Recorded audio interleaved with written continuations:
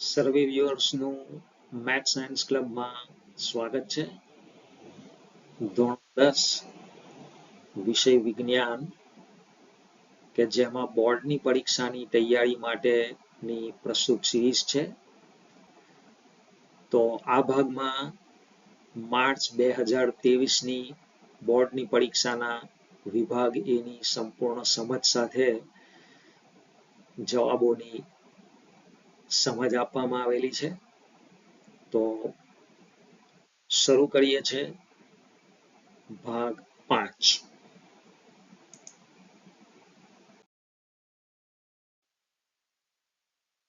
તો આપણને સૂચના આપેલી છે કે આપેલા બહુવિકલ્પી જવાબવાળા પ્રશ્નો માટે સાચા વિકલ્પનો ક્રમ અને જવાબ લખો. મિત્રો, તમે દરેક પેપરમાં આ સૂચના કોમન વાંચતા હશો કે વિકલ્પનો સાચો ક્રમ પણ લખવાનો છે અને એની સાથે જે જવાબ આવતો હોય છે એ પણ તમારે લખવાનો હોય છે. એટલે આ બાબતની પરીક્ષામાં જવાબો લખતી વખતે ખાસ કાળજી રાખવી જોઈએ. તો પહેલો પ્રશ્ન છે, પદાર્થ X ને ગરમ કરવાથી તેમાંથી પાણી દૂર થાય છે અને સ્ફટિકનો લીલો રંગ બદલાય છે. તો આ પદાર્થ X બરાબર ખાલી જગ્યા. વિદ્યાર્થી મિત્રો, ચેપ્ટર નંબર 1માં આપણે જુદી જુદી રાસાયણિક પ્રક્રિયાઓનો અભ્યાસ કરેલો છે અને એમાં એક વિઘટનની રાસાયણિક પ્રક્રિયા આપણે શીખેલા છે. તો એક પ્રવૃત્તિમાં આપણે આ જ પ્રકારે એક કસનળીમાં પદાર્થના સ્ફટિકો લીધેલા અને જેનો રંગ લીલો હતો અને એ કસનળીને આપણે ગરમ કરેલી અને ગરમ કરતા પદાર્થનો લીલો રંગ બદલાઈને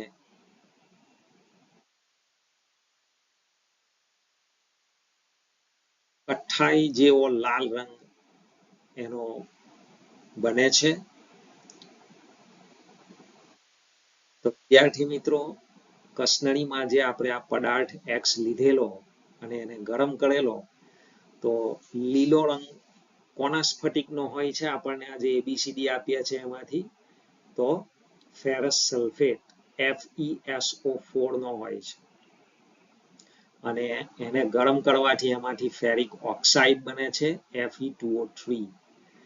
તો વિદ્યાર્થી મિત્રો, અહીં સાચો જવાબ છે વિકલ્પ સી, FeSO4 ફેરસ સલ્ફેટ, અથવા તો એને આયર્ન સલ્ફેટ પણ કહેવાય, લોખંડનો સલ્ફેટ પણ કહેવાય.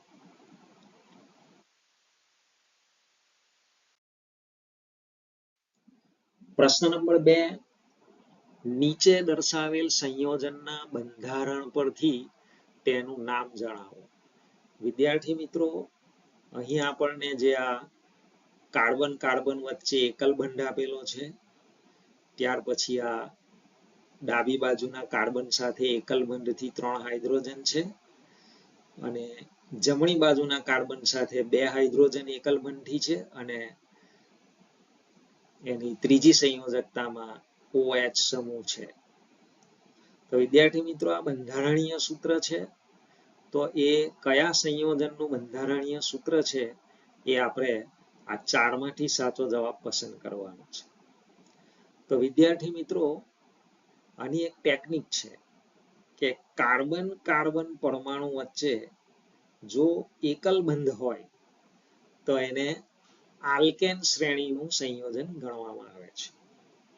છેલ્લે N પ્રત્યય આવે. હવે આપણે શીખ્યા છે કે જો એક જ કાર્બન હોય તો આપણે એને મીથ વત્તા N એટલે કે મિથેન તરીકે ઓળખીએ છીએ અને કોઈ સંયોજનમાં જો 2 કાર્બન હોય આલ્કેન શ્રેણીના અંદર, તો આપણે એને ઈથ પ્લસ એન એટલે કે ઇથેન તરીકે ઓળખીએ છીએ. તો વિદ્યાર્થી મિત્રો, ઇથેનનું બંધારણીય સૂત્ર આ તમારી સ્ક્રીન પર તમે જોઈ શકો છો કે 2 કાર્બન, એના વચ્ચે એકલ બંધ, અને એ સિવાયમાં 1 2 3 4 5 6 હાઇડ્રોજન પરમાણુઓ હોય છે. તો વિદ્યાર્થી મિત્રો, આ OH છે. તો આપણે જાણીએ છીએ અહીંયા કે અહીં આ જે હાઇડ્રોજન છે, આ હાઇડ્રોજન પરમાણુનું વિસ્થાપન થઈ જાય છે અને એની જગ્યા આ OH પરમાણુનો સમૂહ લઈ લે છે. તમે જોઈ શકો છો કે અહીંયાથી હાઇડ્રોજન દૂર થઈ ગયો અને એની જગ્યાએ OH આવી ગયો. જુઓ તમે, આ ઇથેનનું જ બંધારણીય સૂત્ર છે. ફરક માત્ર એટલો છે કે આ એક હાઇડ્રોજન અહીંયાથી દૂર થાય છે, એટલે કે એનું વિસ્થાપન OH દ્વારા થાય છે. તો વિદ્યાર્થી મિત્રો, OH એટલે ઓલ પ્રત્યય આવે, તો ઇથેન વત્તા ઓલ એટલે થાય ઇથેનોલ. તો વિદ્યાર્થી મિત્રો, આપણને આજે બંધારણીય સૂત્ર આપેલું છે, તો એ ઇથેનોલ સંયોજનનું બંધારણીય સૂત્ર છે. તો સાચો જવાબ છે વિકલ્પ બી, ઇથેનોલ.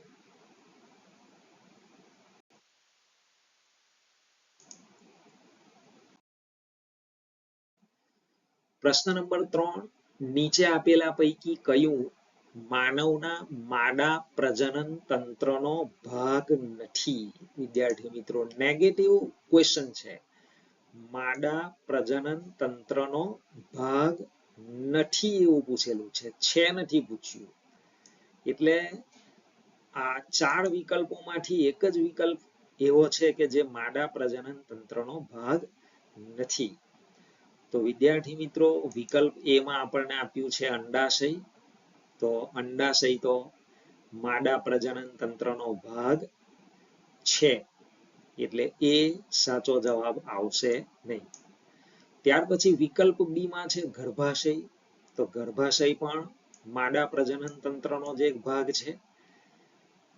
સી વિકલ્પમાં છે અંડવાહિની, કે જેમાં અંડકોષોનું વહન થાય છે, તો એ પણ માદા પ્રજનન તંત્રનો ભાગ છે.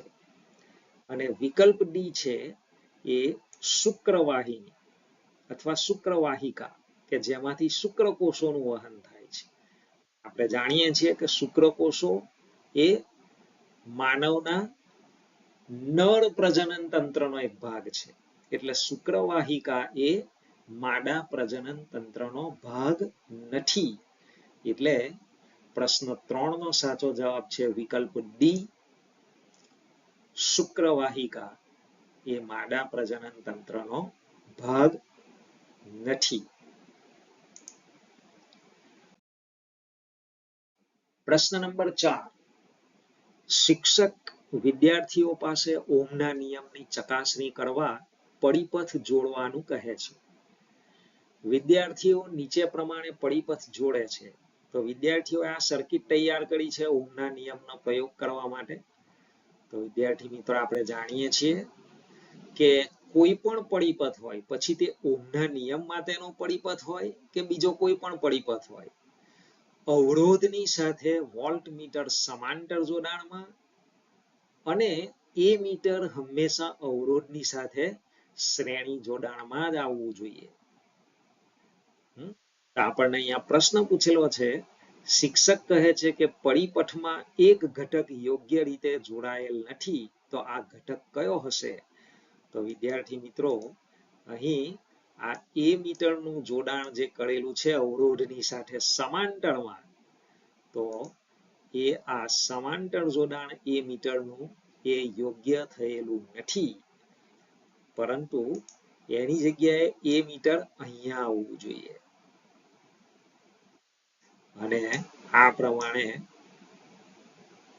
અવરોધ R ની સાથે એ મીટર શ્રેણી જોડાણમાં આવે આ મીટરનો અહીંયા ધન ધ્રુવ આવશે અને એ મીટરનો ઋણ ધ્રુવ કળની સાથે આવશે. તો આ જોડાણ એ યોગ્ય જોડાણ કહેવાશે. તો વિદ્યાર્થી મિત્રો કયો ઘટક અહીંયા ખોટી રીતે જોડાયેલો છે? તો કે એ મીટર. એટલે સાચો જવાબ છે તમારો વિકલ્પ સી. એ મીટર એ યોગ્ય રીતે જોડાયેલ નથી.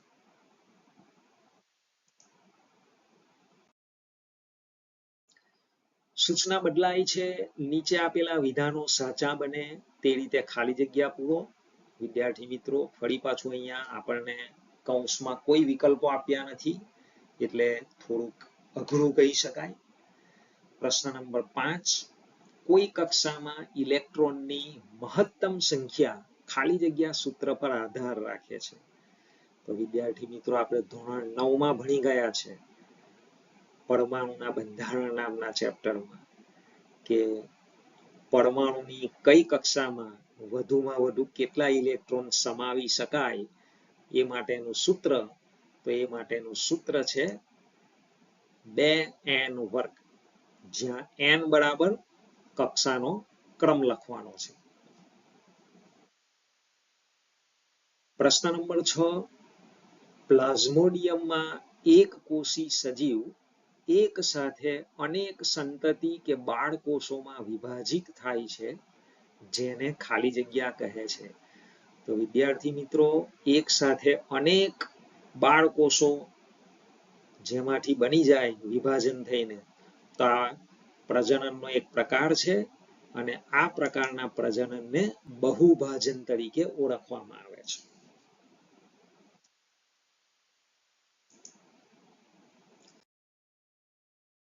પ્રશ્ન નંબર 7. અભિનેત્રી દીપિકા પાડુકોણના પિતા પ્રકાશ પાડુકોણ બેડમિન્ટન રમતના ખેલાડી હતા. રમત કે અડાકારી જેવી ક્ષમતાઓ આનુવંશિક નથી. એટલે કે ખેલાડીનો પુત્ર કે પુત્રી ખેલાડી જ બને એ જરૂરી નથી, એ આનુવંશિક નથી. ડોક્ટરનો છોકરો ડોક્ટર જ બને એ આનુવંશિક નથી. શિક્ષકનો પુત્ર કે પુત્રી શિક્ષક જ બને એ આનુવંશિક નથી. કારણ કે તો એની પાછળનું કારણ શું છે અહીંયા આપણને પૂછેલું છે કે તેનાથી પ્રજનન કોષોના ખાલી જગ્યામાં ફેરફાર થતો નથી.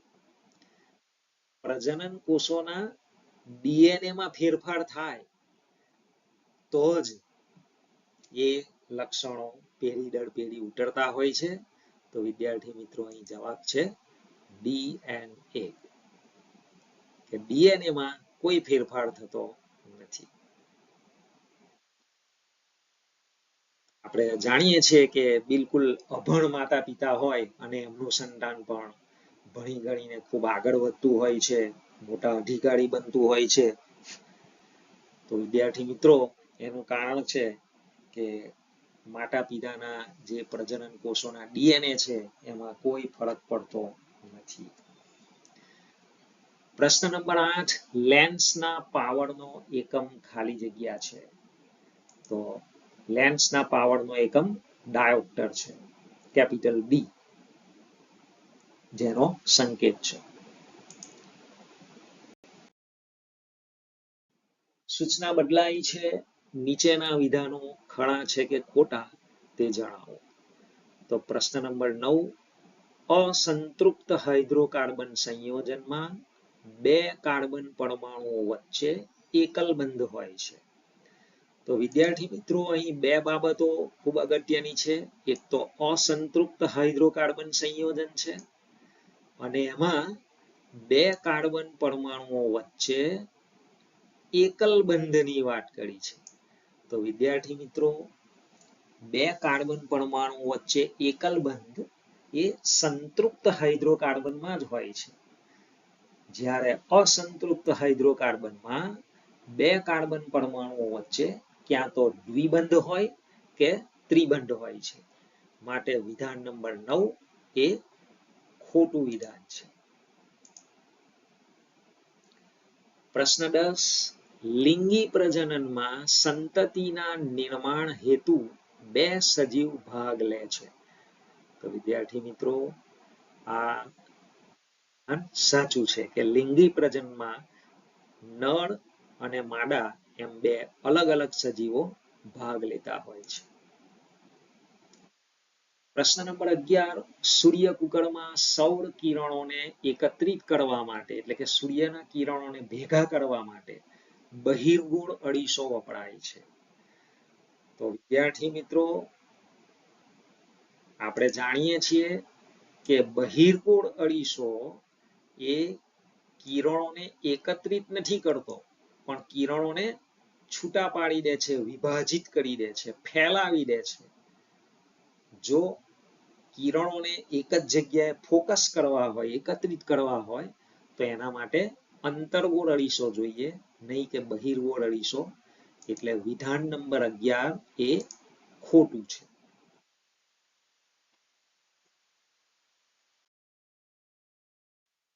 સૂચના બદલાઈ છે. આપેલા પ્રશ્નોના માંગ્યા મુજબ જવાબ આપો.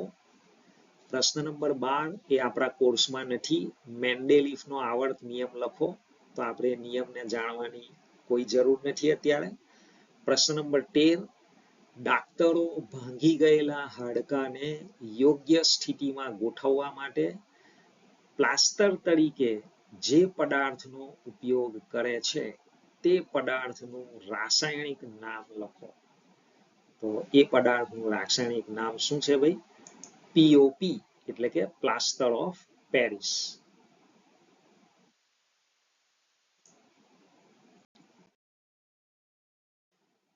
પ્રશ્ન નંબર 14, 3 વિદ્યાર્થીઓ સલમાન, સુરેશ અને શિવાની પાસે નીચે મુજબના અરીસાઓ છે. તો આ ત્રણેય વિદ્યાર્થીઓ વસ્તુનું પ્રતિબિંબ પડદા પર ઝીલવાનો પ્રયત્ન કરે છે. તો તેમાં કોણ સફળ થશે? ખૂબ સરસ પ્રશ્ન છે મિત્રો. તો સલમાન પાસે આપણે જોઈ શકીએ છીએ કે બહિર્ગોળ અરીસો છે. સુરેશ પાસે જોઈએ તો સમતલ અરીસો છે. અને શિવાની પાસે જોઈએ તો અંતર્ગોળ અરીસો છે. તો 3 જુદા જુદા પ્રકારના અરીસાઓ છે. અને વિદ્યાર્થી મિત્રો, આપણે શીખેલા છે કે જે અરીસા દ્વારા વાસ્તવિક પ્રતિબિંબ મળે એનું પ્રતિબિંબ પડદા પર ઝીલી શકાય. વિદ્યાર્થી મિત્રો, બહિર્ગોળ અરીસા દ્વારા હંમેશા આભાસી પ્રતિબિંબ જ મળે છે. એટલે આપણે સલમાનભાઈ આપણા પડદા પર એમના અરીસા દ્વારા, બહિર્ગોળ અરીસા દ્વારા પ્રતિબિંબ ઝીલી શકવાના નથી, મેળવી શકવાના નથી. એ જ પ્રમાણે સુરેશભાઈ પાસે સમતલ અરીસો છે. તો એમાં પણ આભાસી પ્રતિબિંબ જ મળે છે. એટલે સુરેશભાઈ પણ પડદાના ઉપર પ્રતિબિંબને ઝીલી શકવાના નથી. જ્યારે શિવાની બેન પાસે અંતર્ગોળ અરીસો છે. અને આપણે જાણીએ છીએ કે અંતર્ગોળ અરીસા દ્વારા વાસ્તવિક પ્રતિબિંબ મળે છે. અને વાસ્તવિક પ્રતિબિંબને આપણે પડદા પર ઝીલી શકીએ છીએ. તો શિવાની બેન પોતાના અંતર્ગોળ અરીસા દ્વારા પડદા પર પ્રતિબિંબ ઝીલવામાં સફળ થશે.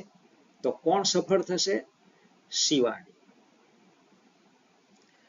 પ્રશ્ન નંબર 15, પ્રદૂષક CFC એટલે કે ક્લોરોફ્લોરોકાર્બન નું ઉત્પાદન 1986 ના સ્તર પર જ સીમિત રાખવામાં આવે, આ બાબત કયા કાર્યક્રમમાં નક્કી કરવામાં આવી? તો વિદ્યાર્થી મિત્રો, અગાઉના વિડીયોમાં જો તમે જોયું હોય તો એમાં પણ એકવાર આ જ પ્રશ્ન કંઈક અલગ રીતે પૂછવામાં આવેલો કે UNEP નું પૂરું નામ જણાવો. તો અહીંયા કયા કાર્યક્રમમાં? તો કે UNEP, United Nations environmental programme, જેનું આખું નામ છે. એના અંદર આ કાર્યક્રમમાં નક્કી કરવામાં આવ્યું હતું. પ્રશ્ન નંબર 16, જૈવ વિવિધતા એટલે શું? તો એનો જવાબ છે કે પર્યાવરણમાં રહેતા સજીવોમાં જોવા મળતી વિવિધતાઓને જૈવ વિવિધતા તરીકે ઓળખવામાં આવે છે.